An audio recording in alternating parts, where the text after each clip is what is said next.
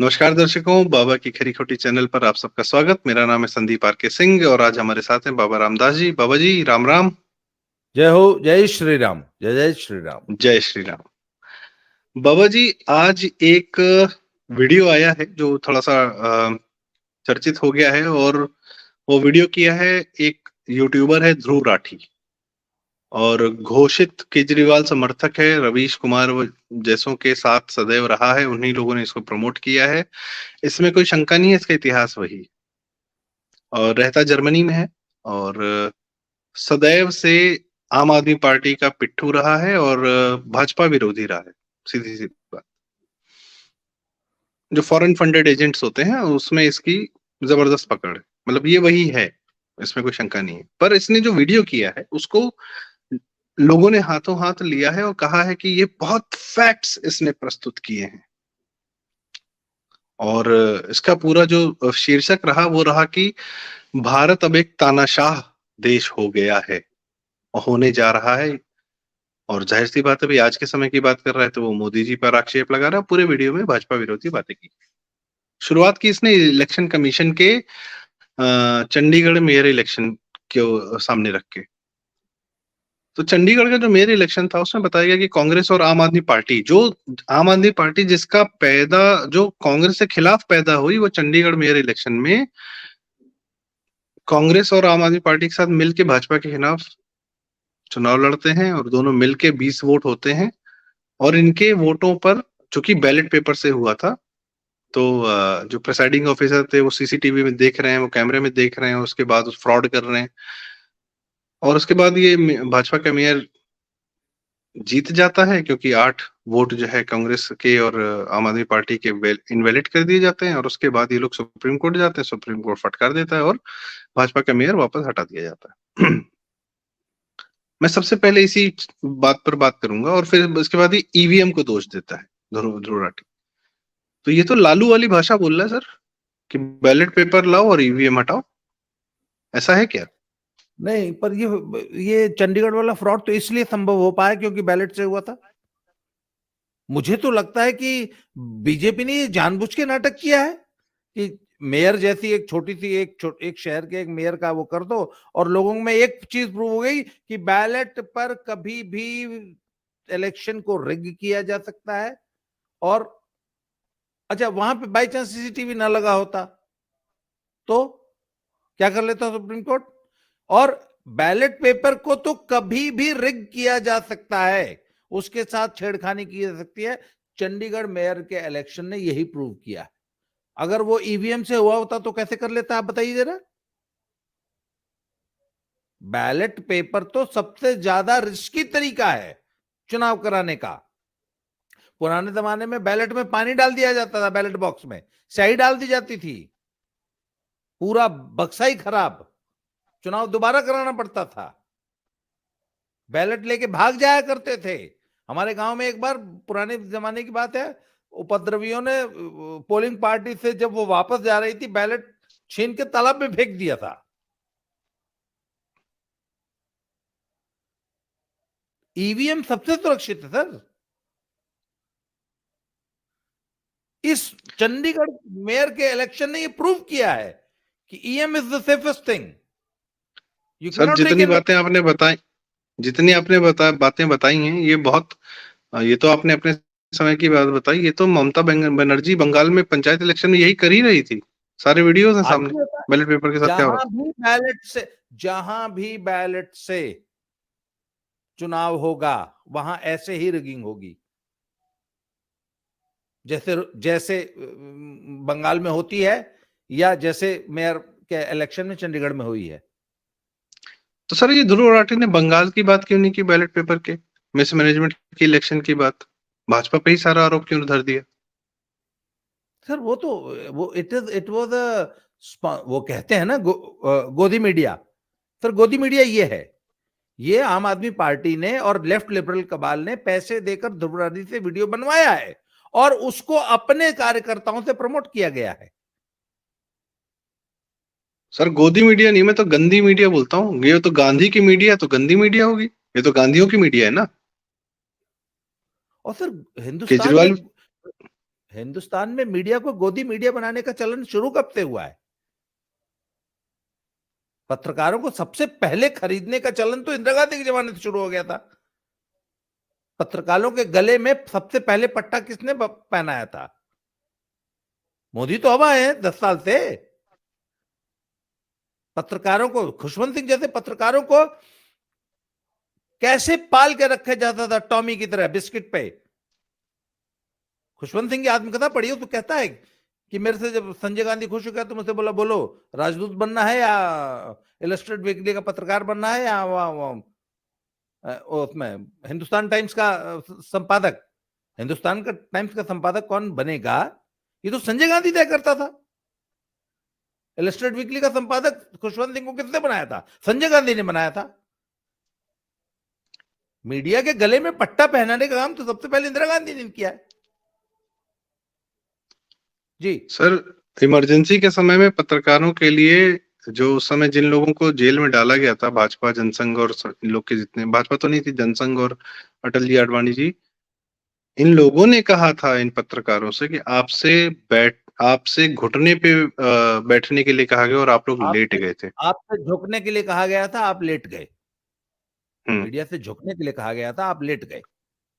और मीडिया तो सर स्वयं लेटने को तैयार रहता है ना। मीडिया का कार्य क्या है? मीडिया के लोगों ने, संपादकों ने कहा है कि खबर छापने के 5 रुपए और खबर छिपाने के 50 रुपए। सर ये पेड तो न्यूज, मॉडस ऑपरेंडी है, यही सोर्स ऑफ इनकम है। पेड न्यूज किसके जमाने में शुरू हुई? पेड न्यूज का जनक कौन है? किसके एरा में शुरू हुई? इनका एक सबसे, ध्रुव सर राठी के जो मैंने पॉइंट, ध्रुव राठी के वीडियो को देख के जो मैंने पॉइंट्स बनाए, उनका पहला पॉइंट ये है कि देश में डेमोक्रेसी खत्म है और ये वन नेशन वन पार्टी बनने जा रहा है। एक ही पार्टी इस देश में रहेगी। अरे भैया, तुम लकी स्पर्म्स की पार्टी चलाओगे, प्राइवेट लिमिटेड कंपनी की तरह पार्टी चलाओगे और अपनी पार्टी में सिवाय पिडीज और चाटुकारों के अलावा किसी को पनपने ही नहीं दोगे और अपने निकम्मे नकारा लड़के लड़की बहू पत्नी अनपढ़ गंवार तुम्हारी पार्टी को इनहेरिट करेंगे।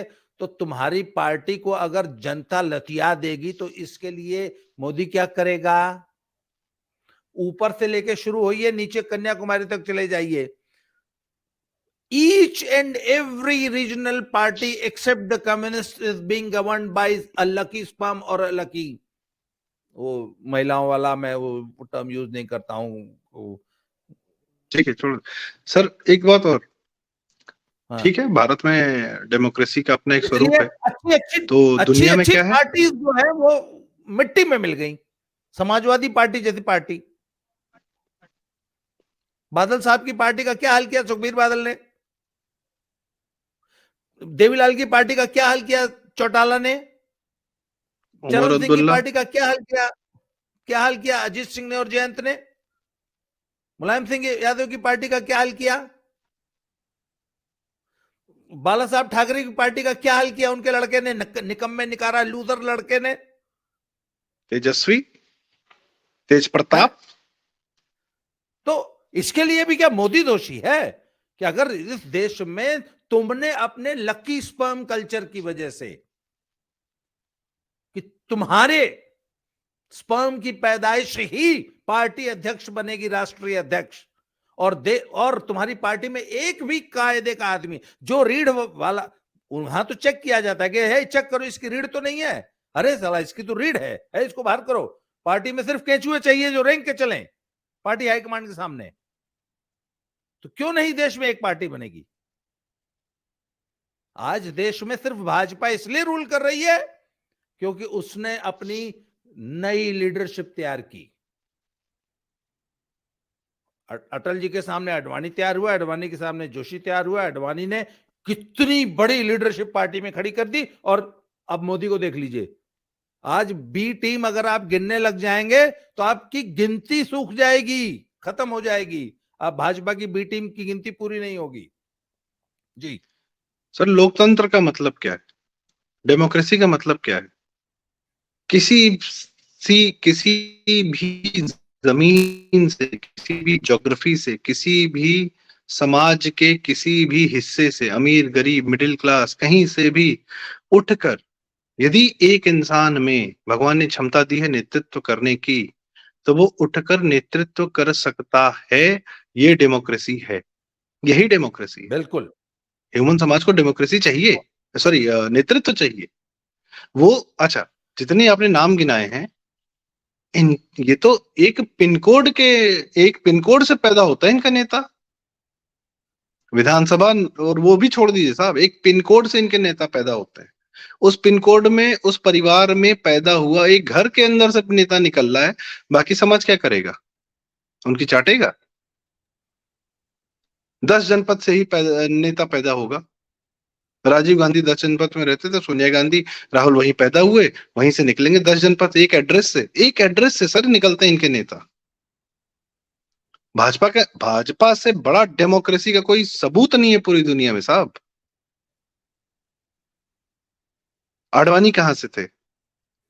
पंजाब, पाकिस्तान, और पाकिस्तान से आए, यहाँ लुटे पिटे किसी। अटल जी कहां से थे? यूपी से, ग्वालियर से। मुरली मनोहर जोशी कहां से थे? बंगारू लक्ष्मण कहां से थे? राजनाथ सिंह कहां से थे? किस ज्योग्राफी से थे, किस इलाके से थे? नितिन गडकरी कहां से थे? अमित शाह कहां से आ रहे हैं? नड्डा कहां से आ रहे हैं? अगला भाजपा नेता कौन होगा, भाजपा अध्यक्ष कौन होगा, किसी को नहीं पता। कहां से आएगा? सुनील बंसल हो सकते हैं, बंगाल से आ सकते हैं, तेलंगाना से आ सकते हैं, सुनील देवधर हो सकते हैं, तमिलनाडु से अन्नामलाई हो मैं सकते हैं। संदीप भाई, किस मैं तो एक कहां बात से? जानता हूं, लक्की स्पर्म्स की परिवारवादी पार्टी को तो लोकतंत्र की बात करने का ही हक नहीं है। जब तुम्हारी अपनी पार्टी में लोकतंत्र नहीं है, जब तुम प्राइवेट लिमिटेड कंपनी चला रही हो अपने औलादों की, अपनी अपनी बीवी की और अपनी औलादों की, और हमको तुम प्रीच कर रहे हो कि डेमोक्रेसी क्या होती है। और सर इनके ये जो लक्की स्पर्म्स हैं, इनकी बातें सुन लीजिए और इनके इनके विजन। दीपेंद्र हुडा 2 फुट का आलू उगाएंगे। राहुल गांधी की बातें तो दुनिया जानती है कि वो 24 घंटे क्या बकवास कर रहा है, बेवकूफी भरी बातें कर रहा है, देश में आग लगाने की बातें कर रहा है। उद्धव ठाकरे के डायलॉग सुन लीजिए। करुणानिधि, ये सॉरी, क्या जो पोता है उदयनिधि स्टालिन, सनातन को हम मिटा देंगे। और इनके इनकी जिंदगी सर अय्याशी से भरी हुई जिंदगी, इनकी अय्याशी से भरी हुई। राहुल गांधी न्याय यात्रा कर रहे हैं, ये यात्रा कर रहे हैं, वो कर रहे हैं। एसी बस से नीचे उतरे हैं कभी जिंदगी में? मैं आपको ध्रुव राठी की वीडियो के 7-8 मेन पॉइंट्स हैं, वो 1 मिनट में पढ़ के बता देते हैं जो मैंने नोट्स बनाए बिल्कुल। हैं। ये कहते हैं कि there is a media gag और अपोजिशन की बात को दबाया जाता है। अरे कौन से मीडिया की बात कर रहे हो यार? मेन स्ट्रीम मीडिया कब का मर गया।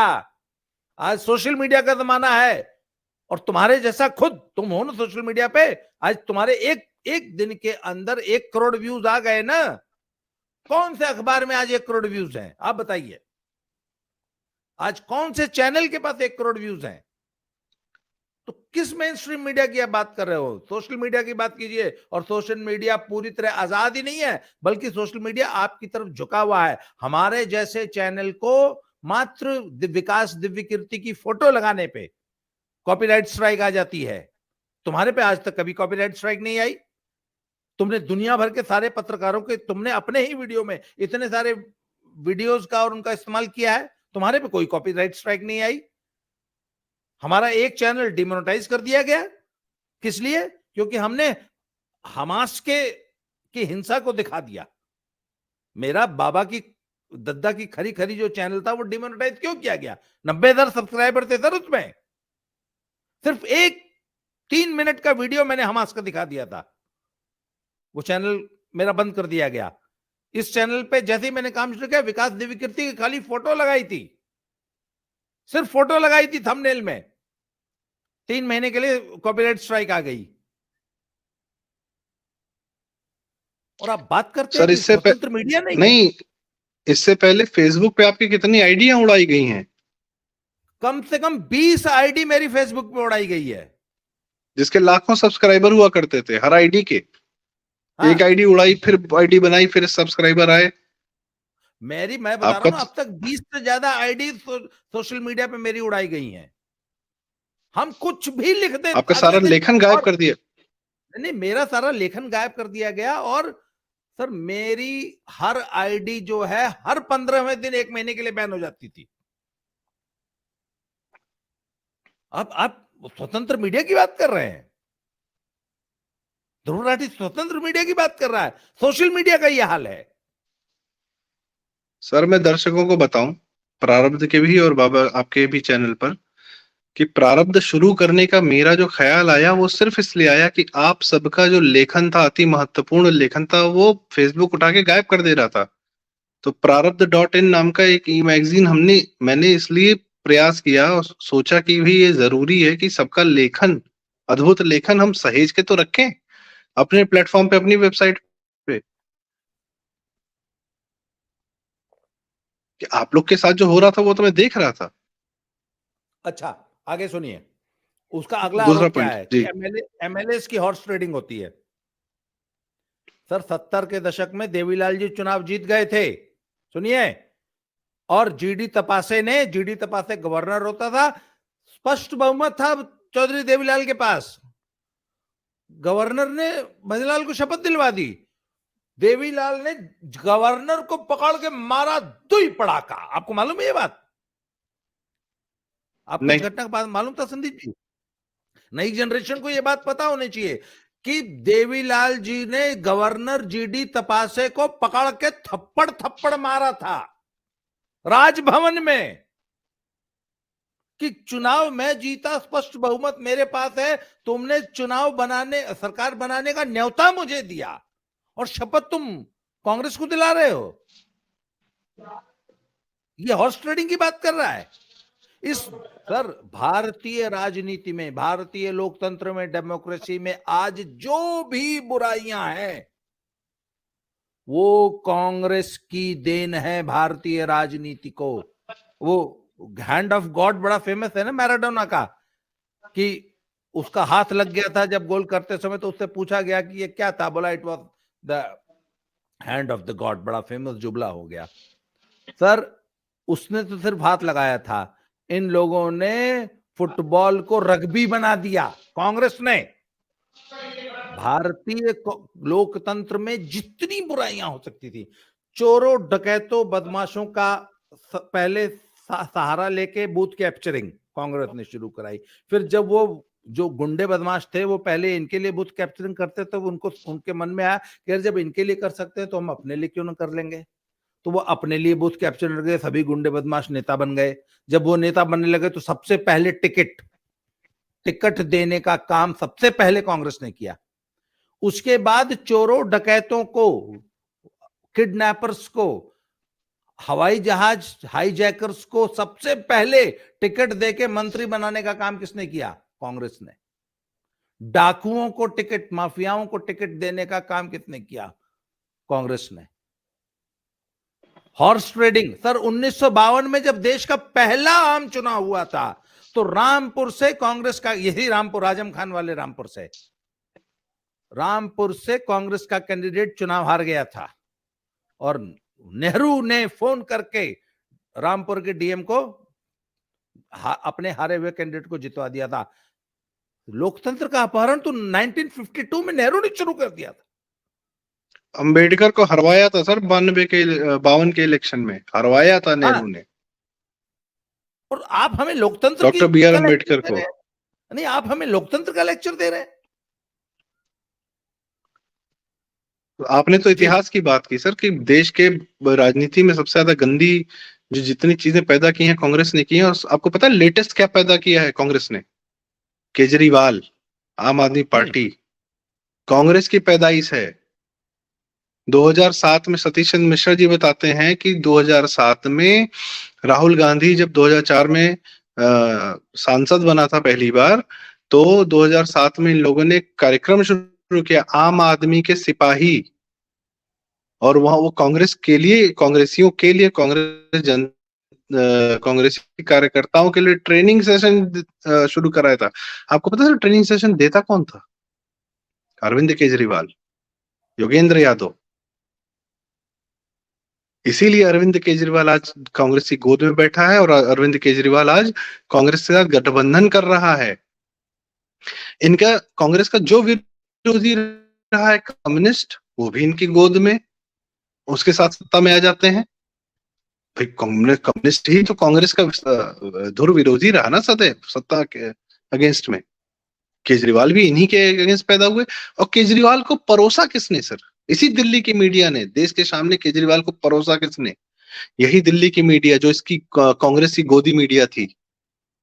Times of India, sorry times group हो या एनडीटीवी हो या जितने पूरी दिल्ली की मीडिया जो कांग्रेस की गोदी में नहीं सर, कांग्रेस के कहाँ बैठी हुई थी, उसने परोसा है केजरीवाल को देश की जनता को। केजरीवाल क्या क्या किया? केजरीवाल की उपलब्धि क्या है केजरीवाल की? अचानक से टीवी पे आ गया, 12-15 दिन ओह माहौल बना दिया, लोकपाल लोकपाल लोकपाल। आपने बताया ना सर, एक पैसे का लोकपाल कहीं इसने अपने नहीं दिया। पंजाब को आज की डेट में अराजकता का गढ़ बना दिया है। ये आपने कितने दिन 2022 से आप ये बता रहे हैं। तो पंजाब तो जंगल राज नहीं है, ऐसा तो मीडिया ने कभी बताया नहीं। क्यों? क्योंकि आपने बताया कि पैसे से मुंह भर रखा है। जी सर। अगला पॉइंट सुनिए। उसने एक आरोप जी। लगाया है कि मोदी के राज में taking away power from elected government से पावर छीन लेना। 132 बार कांग्रेस के राज में 132 बार राष्ट्रपति शासन धारा 356 का दुरुपयोग हुआ है, जिसमें से 93 टाइम्स अकेले कांग्रेस ने किया है। अब तक इस देश में टोटल 132 बार हुआ है, जिसमें सबसे ज्यादा इसका दुरुपयोग इंदिरा गांधी ने किया। सर, एनटी रामाराव की चुनी हुई सरकार को इन्होंने जबरदस्ती बर्खास्त कर दिया। वो अपने 200 एमएलए को लेके एपी एक्सप्रेस से अपना बहुमत सिद्ध करने के लिए राष्ट्रपति भवन के सामने अपने एमएलए की परेड कराने के लिए 200 एमएलए को लेकर एपी आंध्र प्रदेश एक्सप्रेस, उन दिनों नई नई चली थी, बड़ी वीआईपी गाड़ी मानी जाती थी, तमिलनाडु और आंध्र प्रदेश रेलवे बोर्ड की गाड़ियां थी, उससे चले। सर, बीच में अनिश्चित काल के लिए एपी एक्सप्रेस को खड़ा कर दिया गया। 18 या 19 घंटे गाड़ी एक स्टेशन पे खड़ी रही थी। एनटी रामाराव, उसने कहा हम सारी जिंदगी इसी गाड़ी में बैठे रहेंगे, पैदल दिल्ली जाएंगे। इंदिरा गांधी तुम देखो कब तक रोकती हो। अल्टीमेटली वो दिल्ली आए, एनटी रामाराव, यही तेलुगु देशम वाले आए, राष्ट्रपति भवन के सामने उसने अपने 200 एमएलए की परेड कराई, राष्ट्रपति भवन के सामने सड़क पे अपना बहुमत सिद्ध किया और वापस गया और वापस अपनी सरकार बनाई। और उसके बाद थंपिंग मेजोरिटी से वापस आया आंध्र प्रदेश में। ये हमको सिखा रहे हैं कि हम मोदी राज में इलेक्टेड गवर्नमेंट्स को जो है बर्खास्त कर दिया जाता है। एक दिन में भाजपा की 5 सरकारें बर्खास्त की थी 6 दिसंबर 1992 को। एक दिन में 5 सरकारें। घटना हुई थी उत्तर प्रदेश में, उत्तर प्रदेश में, हिमाचल की, मध्य प्रदेश की, राजस्थान की गवर्नमेंट बर्खास्त की गई थी। ध्रुव राठी असल में तब तो। और सर एक चीज और, 92 में जो घटना हुई थी उसमें एक आदमी मरा नहीं था। हाँ, एक ढांचा गिरा था बस। हाँ, आदमी नहीं मरे थे वहां पे। और उसी दम 2 घंटे के अंदर सरकार पर एक आदमी नहीं मरा था। बंगाल में संदेश खाली में क्या हो रहा है, या ममता ने आने के बाद कितने लोग मारे, 80,000 1 लाख लोग आसाम के बॉर्डर में भाग गए, उस पे तो सरकार बर्खास्त नहीं की। Mamata is the first one that should be. Sir, Modi ji और भाजपा कितनी गाली खाती है कि तुमने बंगाल में क्या होने दे रहे हो अपने लोगों के साथ। आपने इतनी एनार्की है, अभी तक आपने बंगाल में जो है 356 नहीं लगाई। चौथा पॉइंट, एक चीज और, एक सरकार बर्खास्त करने का कार्य किया था 2014 से 19 के बीच में उत्तराखंड में, रावत, ये आपका क्या नाम था, कांग्रेसी सरकार, हरीश रावत। और सुप्रीम कोर्ट ने 2 दिन के अंदर बहाल करके वापस कर दिया था।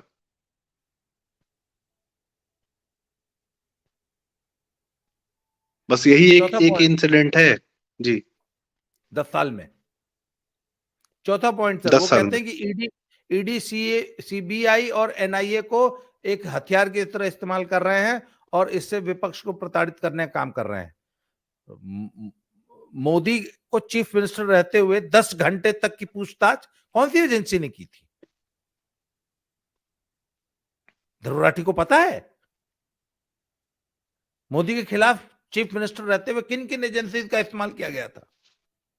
सर पूछताछ की थी ना, अमित शाह को तो 3 महीने तड़ीपार कर दिया था गुजरात से। मोदी तो एक बार भी नहीं रोए कि हाय मुझसे क्यों सीबीआई इंक्वायरी कर रही है।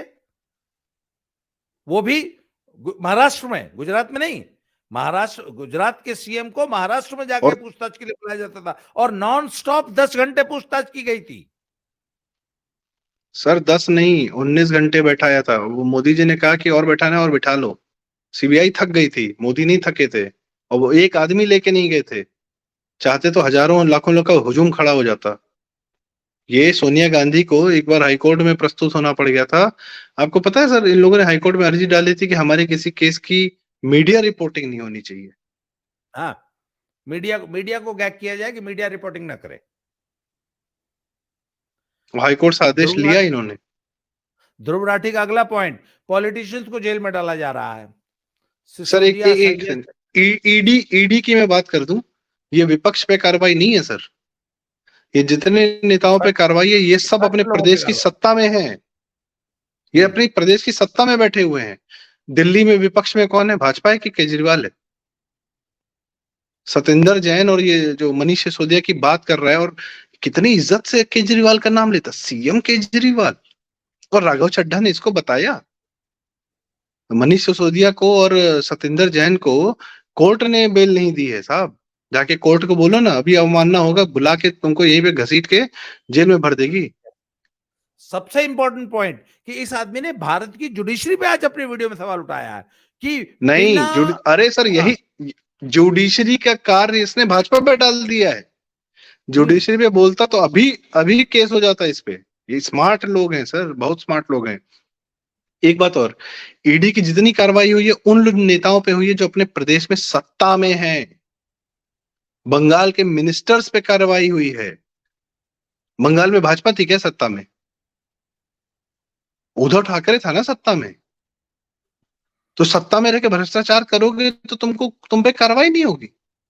ये विपक्ष में नहीं है सर ये लोग। ये सब अपने अपने प्रदेश की सत्ता में, और प्रदेश की सत्ता कितनी, प्रदेश की सत्ता में होने पर कितना पावर होता है ये तो आप हम जानते ही हैं।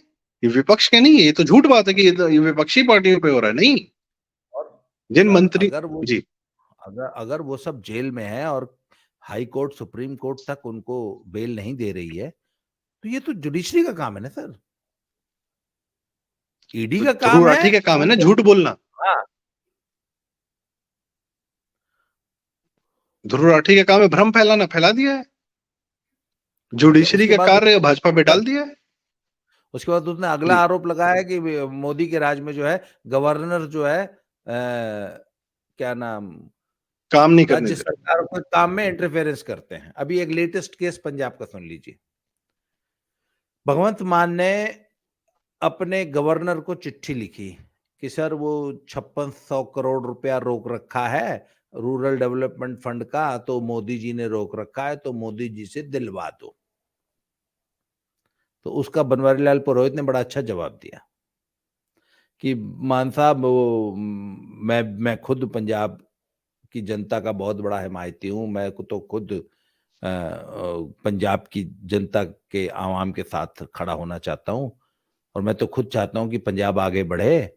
पर सर आपने ये 5600 करोड़ के लिए ना सुप्रीम कोर्ट में केस कर रखा है, तो इसलिए चूंकि मामला कोर्ट के विचाराधीन है तो उस पर मैं टिप्पणी नहीं करूंगा।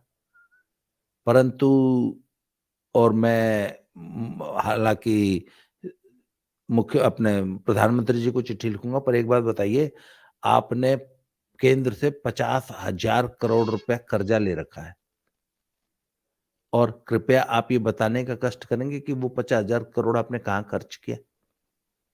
ये बनवारी लाल पुरोहित ने, गवर्नर साहब ने भगवंत मान को चिट्ठी लिखी है कि सारी दुनिया ये जानना चाहती है, मैं भी ये जानना चाहता हूं कि आपने, आपके पास तनख्वाह देने तक के पैसे नहीं थे तो आपने 50,000 करोड़ रुपए का कर्जा लिया है और आप 1100 करोड़ का उसमें विज्ञापन दे रहे हैं अखबारों में।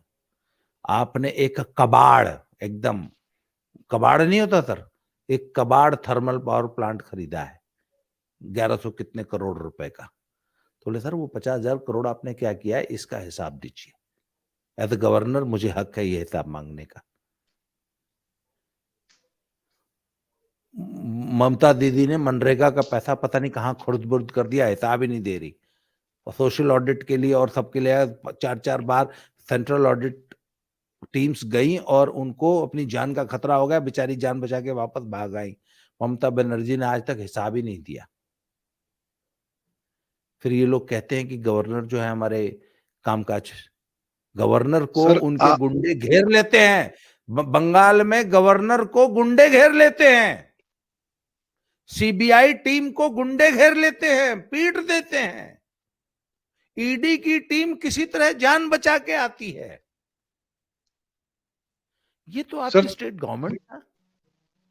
नहीं, ममता बनर्जी संदेश खाली में जो औरतों के साथ जो आपके एमपी ने शाहजहां शेख ने किया, एमएलए ने, उन औरतों से अगर गवर्नर मिलने जा रहा है,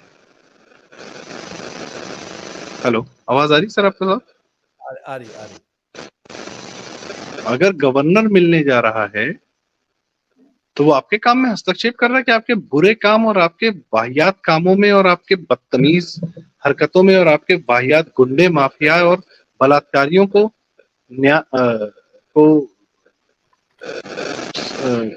उनसे जो पीड़ित लोग हैं, अत्याचार हो रहा है उनके खिलाफ, उनको न्याय दिलाने जा रहा है।